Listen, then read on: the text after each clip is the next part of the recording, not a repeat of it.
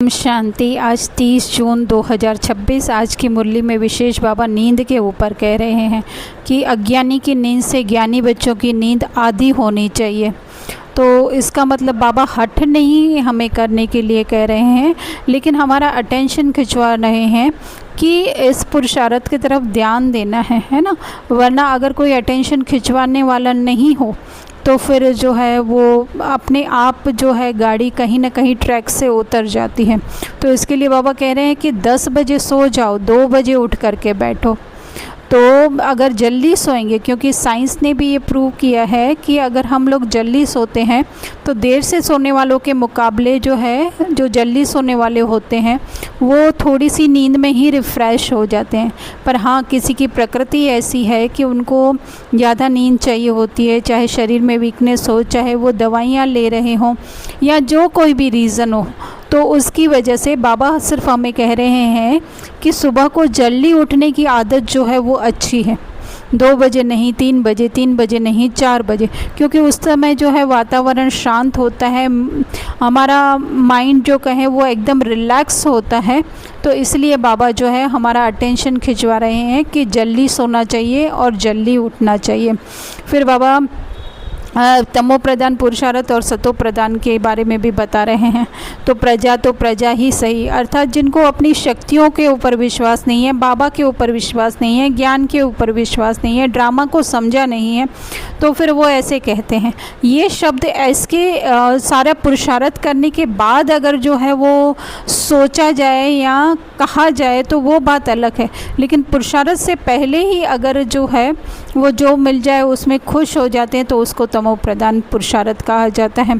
क्योंकि उसमें तमो प्रधान पुरुषार्थ में वो शक्ति नहीं होती है, या वो ऊंचे चढ़ने की जो है उनके अंदर वो दगिश कहें या एक दृढ़ता कहें वो नहीं होती है।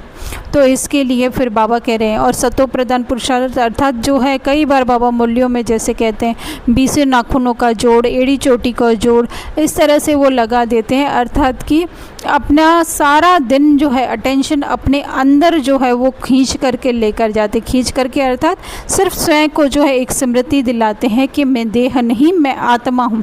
तो बार बार जो ये स्वयं को स्मृति दिलाते हैं वो सतो प्रधान।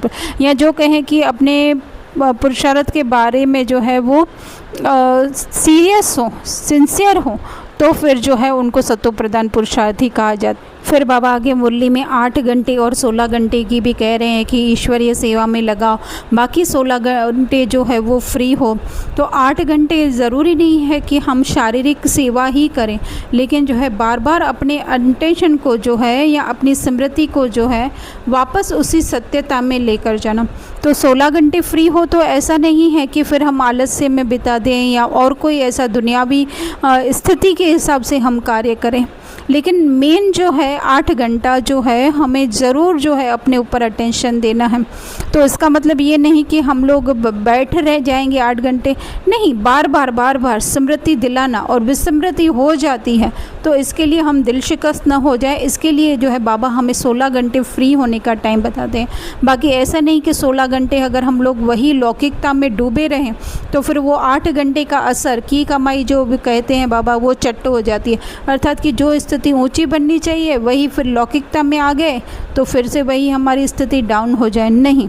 पर जो दूसरी सेवाएं हैं या जो हमारा फ़र्ज़ है वो पूरा करने के लिए हमें 16 घंटे बाबा दे रहे हैं। और बाकी जो 8 घंटे हैं उसमें हम बैठकर योग करें, आत्मिक स्वरूप का अभ्यास करें, मुरली पढ़ें, मुरली क्लास करें, या फिर जो है मनन चिंतन क्लास जो भी है वो करें, लेकिन 8 घंटा तो पक्का हमें रहना ही है।